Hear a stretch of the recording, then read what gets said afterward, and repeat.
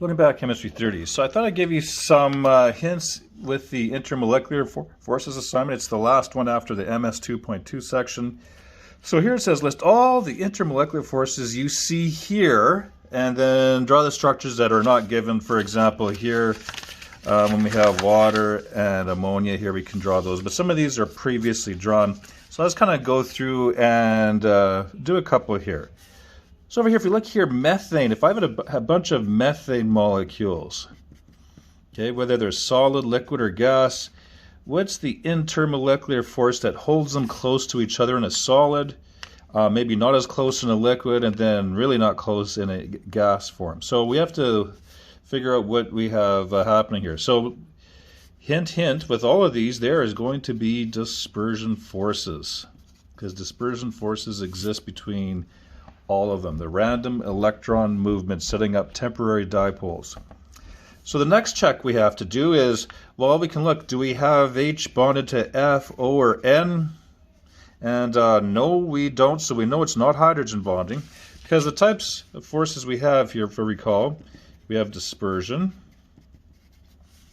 and that happens with all. We have dipole-dipole, and to figure out if we have that, what we have to do is check to see if we have polar molecules. And then, of course, hydrogen bonding, seeing if we have an H bonded to an F, O, or N, and then having a neighboring F, O, or N molecule. So those are the checks we're going to be using. Now, if you look over here, carbon and hydrogen, we already just established that carbon and hydrogen, carbon 2.55, hydrogen 2.20, non-polar bonds for the most part. A slight pull in towards the carbon, but guess what? Since this is a tetrahedral shape, even if these were polar bonds, they would cancel each other out due to that tetrahedral shape. So guess what? That's all we have for that one. Okay? You should be able to figure out this one. It's very similar to the ones that we've been doing. So I just have one ethanol drawn here.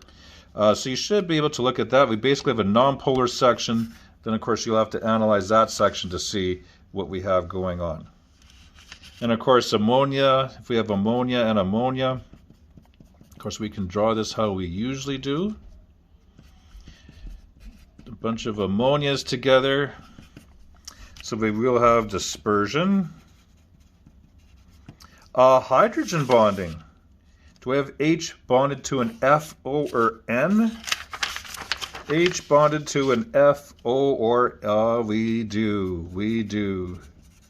And if we have hydrogen bonding, we can assume that we have dipole-dipole as well, because it is polar. So that's what you have to do for this assignment. Draw it if you need to, then state the type of forces being involved. And on the next page, you should be able to handle, these are ones that we have drawn before. And of course, here we have neighboring ones here. Be careful here. These are tetrahedral shapes, but you'll notice different outer elements. So you'll have to check to see, is that a polar bond or not? Okay. And then we should be able to work the one at the bottom. And I think on the next page you have some here too. Notice here's an ion and a polar molecule. Hint, hint, dipole. So that'll give you a hint with that one. And these ones you have drawn out too. So you should be able to handle that one well as well. All right, so you should be able to do that. If you run into a snag, just check out the answer key and you should be okay. All right, see you again.